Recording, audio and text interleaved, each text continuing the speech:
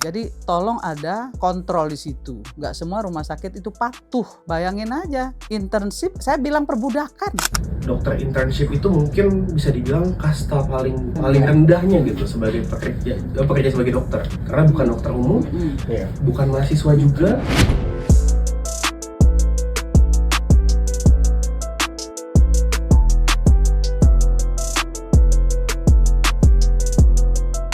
Kan ketika menjadi peserta internship ya Bu Irma, kita tuh ditugaskan terkadang memang di luar, ya di daerah kan kebanyakan gitu.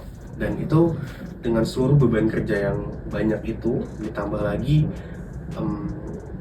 dokter internship itu mungkin bisa dibilang kasta paling rendahnya gitu sebagai pekerja sebagai dokter. Karena bukan dokter umum, bukan mahasiswa juga.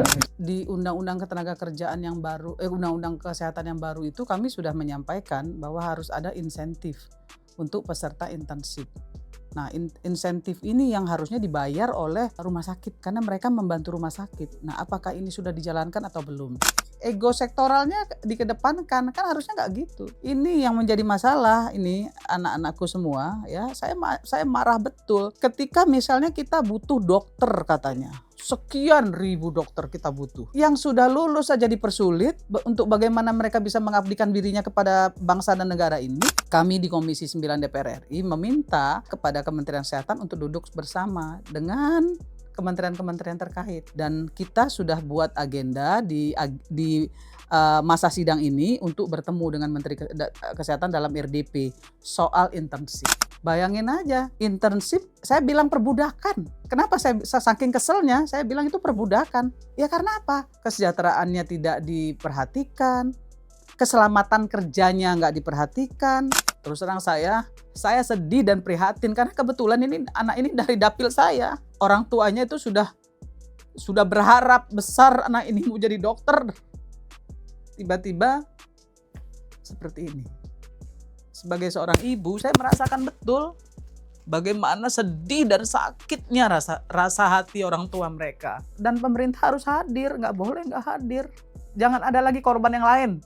Nggak boleh ada korban yang lain. Nah, maka ini semua tata kelolanya harus diperbaiki.